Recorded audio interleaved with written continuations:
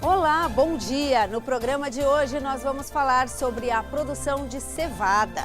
Equipe da Band TV visitou uma das maiores maltarias do Brasil, que fica no norte do Rio Grande do Sul. Também mostramos a produção de cerveja artesanal em uma microcervejaria da Serra Gaúcha. Ministério da Agricultura afirma que 97% do leite do Rio Grande do Sul está dentro das normas. No estúdio, os assuntos são produção de arroz e Expo Inter 2014. Fique com a gente, eu sou Lizemara Prates e o Agroband está no ar.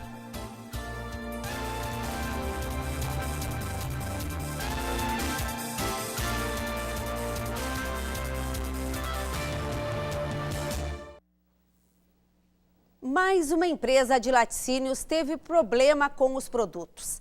A PepsiCo confirmou que um lote do achocolatado Todinho estava contaminado por uma bactéria que provoca indigestão. E informou que os produtos foram distribuídos na região metropolitana de Porto Alegre em razão de uma falha no processo de descarte. Em Santa Catarina, a Vigilância Sanitária determinou o recolhimento de lote de leite UHT integral da marca Lajeado Grande, do município de Ponte Serrada, por causa da suspeita de presença de formol. O problema veio à tona a partir da denúncia de um consumidor de Blumenau. No Rio Grande do Sul, em coletiva no início da semana, o Ministério da Agricultura afirmou que 97% do leite gaúcho está dentro das normas. A fiscalização garante que os sistemas de inspeção foram aprimorados e que não há risco para os consumidores. Dirigentes do Departamento de Inspeção de Produtos de Origem Animal e da Superintendência do Ministério da Agricultura no Rio Grande do Sul rebateram as críticas em relação à interdição e ordem de recolhimento de lotes de leite e requeijão das cooperativas Piá e Santa Clara. Nós não estamos em caça às bruxas, não. Só que numa rotina foi detectado um desvio. E esse desvio, como prevê a legislação, não tem nada de novo essas duas detecções. Não é nada de extraordinário que está acontecendo aqui no estado do Rio Grande do Sul. Na semana passada foram encontrados resíduos de álcool etílico em amostras de leite retiradas de tanques das cooperativas, que questionaram os testes realizados. Isso não envolve as cooperativas e sim alguns produtores, mas de todo jeito as medidas que nós tomamos foram medidas dentro da legislação e no sentido de preservar a idoneidade da nossa sociedade. Segundo o Ministério da Agricultura, 97,4% da produção de leite do Rio Grande do Sul está dentro das normas. Em relação às duas cooperativas que foram interditadas, o Ministério garante que os sistemas de inspeção foram aprimorados e que não há risco em consumir os produtos destas empresas. Não existe risco eminente de saúde pública dos produtos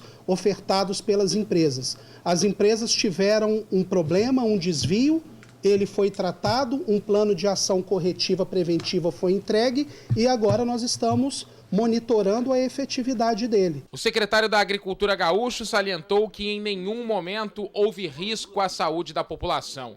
Cláudio Fiorese havia considerado precipitada a ação do Ministério. Aquele problema identificado não trazia risco nenhum à saúde do consumidor. E foi isso que foi dito pela área técnica do Ministério da Agricultura.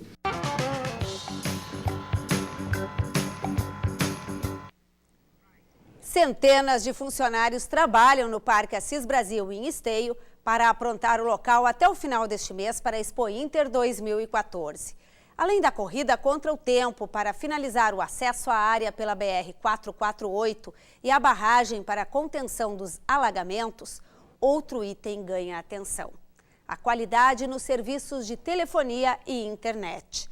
O subsecretário do Parque, Adelicel, está cobrando da Anatel a qualidade de sinal. E quem está preparando sua participação na feira é a Federação dos Trabalhadores na Agricultura no Rio Grande do Sul, a FETAG. E hoje aqui no Agroband, Sérgio de Miranda, que é o tesoureiro geral. Bom dia.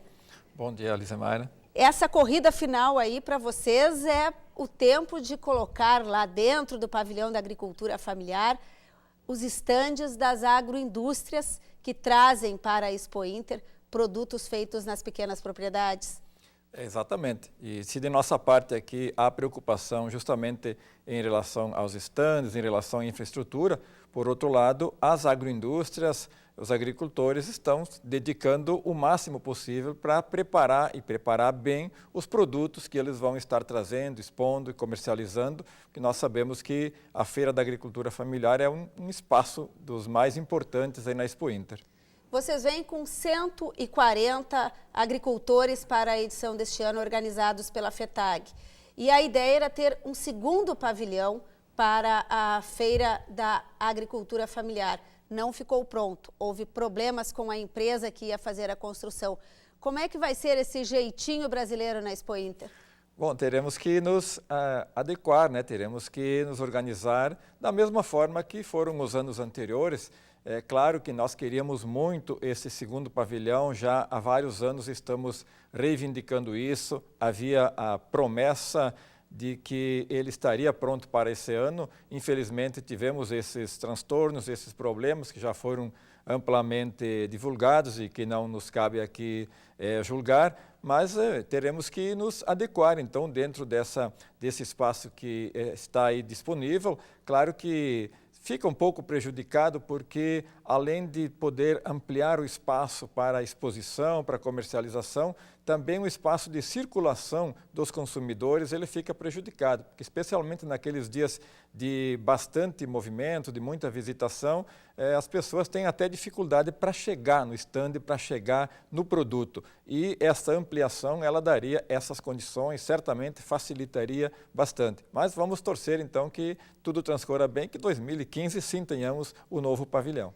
O pessoal vai ficar mais apertadinho, vai ter um ajuste, mas diminui também o espaço da chamada praça de alimentação dentro do pavilhão, onde são servidas as refeições. Sim, esse espaço também fica um tanto prejudicado e esse é um dos espaços que precisaria, que necessita de ampliação, porque da mesma forma que os consumidores vão lá para comprar, também muita gente vai fazer a sua refeição, especialmente o almoço, que é preparado ali com base nesses produtos que estão sendo expostos, que estão sendo comercializados. E muita gente não consegue chegar, não tem acesso, porque de fato é bastante a procura e o espaço físico ele é pequeno. Então, esse é outro prejuízo grande também que se tem pela falta da construção do segundo pavilhão. E, tradicionalmente, a FETAG organiza a vinda de agricultores em excursões. Quantos vocês vão trazer este ano e que atividades estão programadas para estes grupos dentro da Expo Inter?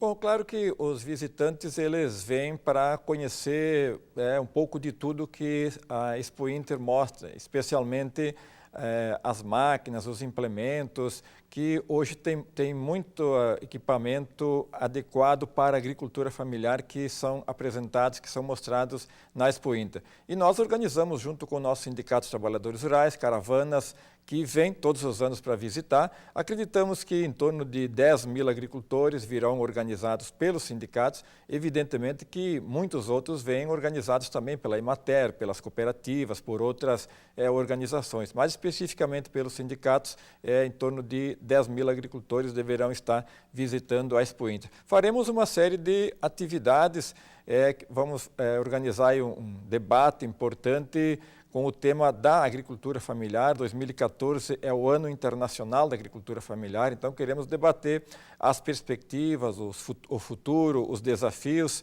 Avançamos muito nos últimos anos, mas sabemos que temos desafios ainda importantes pela frente, aumentar a renda, garantir mais renda nas propriedades, consequentemente criar as condições para a sucessão rural, para que o jovem sinta prazer em ficar na agricultura, diminuirmos o êxodo rural. Então, esse será um grande debate que nós queremos fazer lá na Expo Inter. Por outro lado, também vamos debater outros temas relacionados à agroindústria familiar, à legislação, às questões da educação no meio rural. Então, são alguns temas que nós vamos estar trabalhando e realizando eventos durante os dias de exposição. qualidade da produção também vocês têm como preocupação, principalmente desses produtos que vocês ofertam nesse espaço das agroindústrias. E a gente acabou de ver aí as reportagens mostrando a questão do leite. Também tem um espaço, o pavilhão do gado leiteiro, onde tem discussões encaminhadas nesse sentido. Como é que o pequeno produtor está vendo toda essa discussão?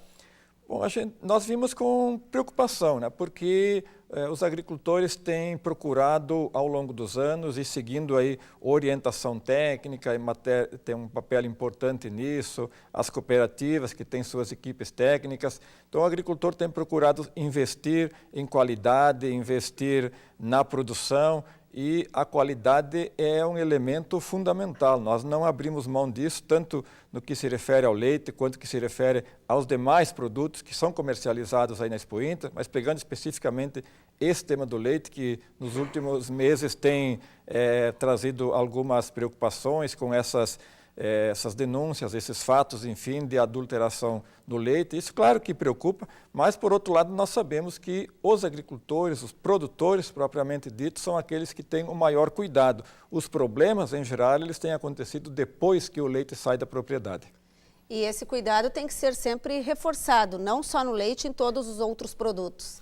Sem dúvida, a qualidade é sempre um fator importante a ser observado, e eu diria que se a Feira da Agricultura Familiar na Expo Inter e nas demais exposições também que acontecem pelo Estado, é sempre um espaço dos mais procurados pelos visitantes, pelos consumidores, aqui na Expo Inter, então, principalmente por ser um grande centro consumidor, Porto Alegre, né, a grande Porto Alegre, e se isto acontece principalmente porque o consumidor já sabe que vai encontrar todos os produtos que ele busca e vai encontrar produtos com muita qualidade. Esse é o diferencial da agroindústria familiar.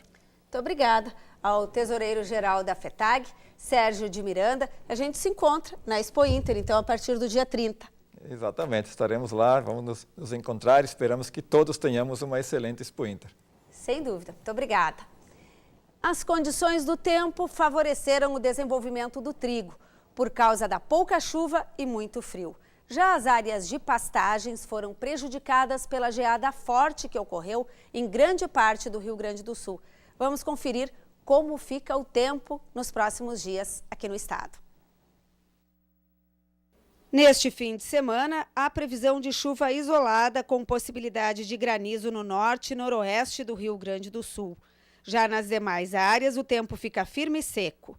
A chuva não será duradoura e no decorrer da semana não há previsão de chuva significativa em todo o estado. A temperatura sobe gradualmente, tornando as tardes mais quentes. Assim, para a região produtora de trigo, essas condições favorecem as atividades de manutenção do cultivo. A safra brasileira de cevada é de 350 mil toneladas, segundo a Embrapa. O norte do Rio Grande do Sul é responsável pela maior produção do grão no país. E é também nessa região que se encontra uma das maiores maltarias do Brasil. Por causa do clima frio, o Rio Grande do Sul tem se destacado pela produção de cevada nos últimos 30 anos. É o maior produtor de cevada do país. Grande parte da produção se concentra aqui na região norte. Só aqui em Passo Fundo são 2.000 produtores que vivem de lavouras como essa. O cereal pode ser utilizado em farinhas e rações, mas a maior rentabilidade está no encaminhamento do grão para a transformação em malte, utilizado para a fabricação de cerveja. Para conhecer os detalhes dessa produção, fomos até a maior maltaria do estado, que também é uma das mais importantes do país. A maioria dos produtores trabalha em sistema de cooperativa. Pela carga de cevada, a empresa paga, em média, até R$ 600 a tonelada por hectare. O nosso guia é o Dércio Opelt, gerente agrônomo da empresa. Ele explica que o primeiro estágio é a chegada dos caminhões. São 13 veículos por dia, com capacidade de carregamento de 27 toneladas de cevada. Ela entra no recebimento, lá no tombador, passa para os silos de armazenagem de cevada. A chamada etapa 2 acontece dentro desses silos gigantes, onde o grão descansa por até 10 horas. A pressão do vento é tão forte que entrar ou sair é uma verdadeira batalha. Olhando assim, parece que é um grande tapete. Exatamente. Na verdade, a cevada entra aqui, ela é nivelada, né? Parece um tapete de cevada. Mas a função aqui basicamente é limpar o grão, né? Tirar alguma sujeira que porventura tenha ficado. E principalmente é o processo aqui onde que a cevada vai absorver a água, né? Que vai de 13% de umidade e passa a 40% de umidade. Nosso próximo destino, ainda o silo, mas agora com temperatura na casa dos 18 graus e com umidade em 100%. Esse é considerado um dos estágios mais importantes do processo, que é quando o grão é trazido aqui para esse grande silo para a germinação. A ideia é de que ele fique aqui por até 3 dias. São cerca de 370 toneladas. Penúltimo estágio, um forno de 60 graus, onde o grão passa pelo processo de secagem. Depois de tudo isso, acontece a mistura que determina o tipo de variedade, que dá gosto à bebida. Antes de ir para a fábrica, o produto passa por um teste de qualidade. A maltaria tem capacidade de produção diária de 350 toneladas. Em instantes, nós seguimos falando de cevada. Produtores de cerveja artesanal no Rio Grande do Sul precisam trazer o grão de outras partes do país e até mesmo do exterior. A gente já volta.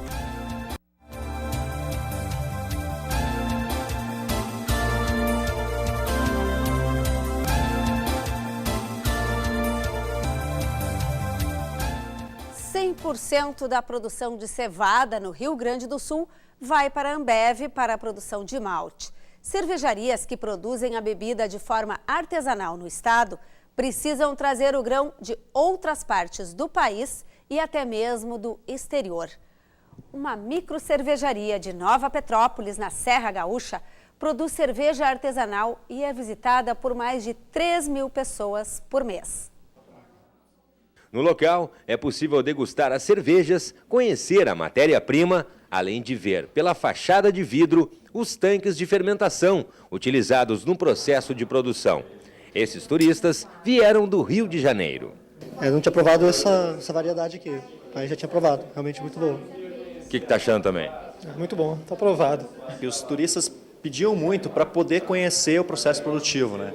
Então nós criamos esse espaço panorâmico, onde tu conhece todo o processo produtivo, tu pode tirar fotos dos equipamentos, das máquinas, né? E conhecer realmente como é feita uma cerveja artesanal num estilo germânico. A ideia de montar uma microcervejaria surgiu durante um intercâmbio realizado por esses dois amigos à Europa. A gente viu que, como na Alemanha, cada cidade mais ou menos tem uma microcervejaria. Então, a ideia de Nova Petrópolis é porque nós somos daqui, a gente gosta da cultura alemã e sentiu que estava faltando aqui em Nova Petrópolis uma microcervejaria. A principal diferença entre a cerveja artesanal e a cerveja tradicional está na composição.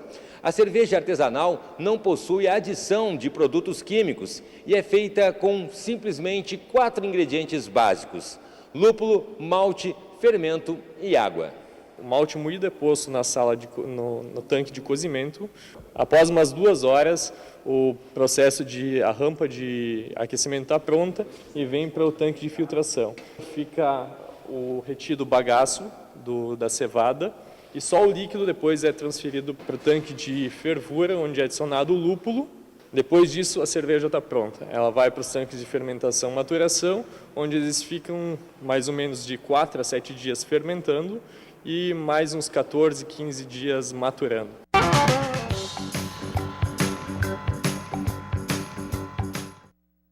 O Ministério da Agricultura divulgou nesta sexta-feira o novo preço mínimo para o arroz gaúcho e catarinense. A saca de 50 quilos passa para R$ 27,25. O reajuste foi de 5,62%. O preço mínimo é a referência para o governo comprar o produto para os estoques reguladores se houver queda no valor de mercado. O plantio será iniciado no final deste mês na fronteira oeste. A antecipação se deve à ocorrência do El Niño. E para detalhar como está o preparo do solo e as expectativas para a nova safra, está aqui no estúdio Cláudio Pereira, presidente do Instituto Rio Grandense do Arroz, o IRGA. Bom dia. Bom dia, Elisemar. Eu sei que vocês vão divulgar só na Expo Inter os números oficiais da área e da safra prevista. Nós vamos antecipar um pouquinho aqui no AgroBand. Vem por aí uma área plantada em torno de 1.100.000 hectares e uma safra de 8 milhões de toneladas? O que a gente está prevendo, né? Nós estamos conversando com os produtores, o nosso sentimento é exatamente esse, o mesmo que tu tens, né? De nós termos uma área em torno de 1.100.000, 1.150.000, muito próxima da do ano passado, né? Com uma leve tendência de alta por conta do preço do arroz, que está bom, e temos os mananciais totalmente disponíveis, né? Para uma área cheia de arroz. Porém, né, o El Niño pode nos trazer alguns problemas, como atraso de plantio. Que já está acontecendo. Já está acontecendo problemas no preparo do solo. Nós estamos com 13% da área preparada até agora, até esse momento. Isso é muito pouco. Nós éramos para estar já com 40% ou um pouco mais. Nós estamos há um mês do plantio na fronteira oeste, né? Até menos um pouco, e nós deveríamos estar com a área preparada um pouco mais. As chuvas estão recorrentes, de 10 em 10 dias tem chuvas no estado, principalmente na metade sul do estado, em toda a região arrozeira. Bom, e com a perspectiva de El Niño, tem perspectivas de chuvas no verão, isso não é bom para o arroz, nós sabemos disso, que pode trazer problemas de luminosidade, muitas nuvens, e isso pode também refletir na produtividade. Então, uma coisa vai compensar a outra e nós deveremos ter uma safra muito parecida com a deste ano. E agora nós temos a entrada da soja forte também nessa área tradicional de arroz. O que vocês preveem? Junto vocês vão anunciar na Expo Inter a área estimada para essa região, que é a soja na metade sul. Vai ficar mais ou menos igual também a da safra passada? É a nossa perspectiva, Elisemar. Tinha uma tendência de alta, de ampliação dessa área por conta dos preços, mas os preços caíram no mercado internacional, o que desestimula um pouco e tira um pouco da coragem dos produtores de plantar soja, que é uma cultura nova, né, e de ampliar as suas áreas. O El Niño também, por atrasar o plantio do arroz, ele também termina fazendo com que o produtor desista de áreas de soja para poder plantar o arroz, que é o seu grande produto, né, que traz mais segurança produtiva e que está com bons preços no mercado brasileiro e tem tendências de se manterem com preços bons. Então, é uma expectativa de uma safra muito parecida com essa que passou, inclusive de preços, né? Nós estamos tendo preços remuneradores, as exportações estão sendo ampliadas ano a ano, está indo forte essas exportações, tanto de arroz beneficiado quanto de arroz em casca, para vários mercados da África, América Central e América do Sul, principalmente. Nós estamos com o desestímulo às exportações por conta de... As importações. As importações por conta de uma política tributária estadual que remunera as empresas que importam menos. Então, são condições que têm enxugado o mercado. Com a soja, tem feito com que o preço no mercado interno, no primeiro semestre, que sempre é de queda, não ocorra essa queda, porque o produtor, ao invés de ofertar arroz, termina ofertando soja no primeiro semestre para esperar a recuperação do arroz. Se capitaliza com a soja. Se capitaliza com a soja, então o arroz tem se mantido alto nos últimos 2 anos, no primeiro semestre, e no segundo semestre, que sempre era de um pico de uma alta muito forte, não está tendo nessa alta. Então, uniformidade na oferta do arroz ao longo do ano tem garantido um mercado estável, e a exportação, junto com o desestímulo da importação e uma produção ajustada ao mercado interno, tem feito com que o preço esteja um pouco mais alto. Esse equilíbrio na balança faz prever que esse preço mínimo nem precise ser praticado pelo governo. Mesmo assim, é importante. Há 5 anos não havia revisão, e se houver uma queda no mercado, o governo precisa entrar e tem que cobrir os custos de produção com o preço mínimo. Exatamente. O preço mínimo é um seguro para o produtor, Elisemar. Ninguém quer usar, e nós não queremos, nós estamos trabalhando junto com toda a cadeia produtiva no sentido de nós sempre estarmos acima do preço mínimo, que ele só cobre desembolso, né? Essa correção ela é um pouco menor do que queríamos, mas ela já é um passo Isso é importante para nós chegarmos ao custo de desembolso real, o médio do Estado do Rio Grande do Sul, mas que impacta hoje, como está o mercado, ele impacta exatamente no cálculo das capacidades de pagamento dos produtores. Porque sempre é feito uma estimativa da produção do produtor, quando vai se conceder um financiamento, por exemplo, é feito o cálculo de capacidade de endividamento do produtor, de capacidade de pagamento, multiplicando a produção pelo valor do preço mínimo.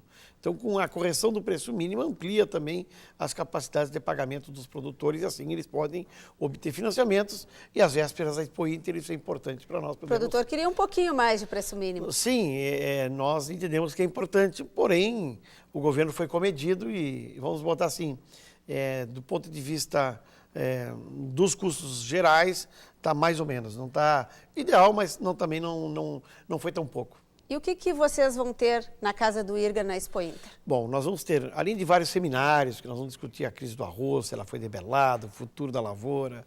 Tudo isso que a gente está falando aqui. Isso, nós vamos discutir infraestrutura logística, Esse é um desafio e tanto. Com a presença do ministro dos Transportes, nós vamos ter reunião do Conselho Deliberativo do IRGA, nós vamos lançar 3 variedades novas de arroz, né?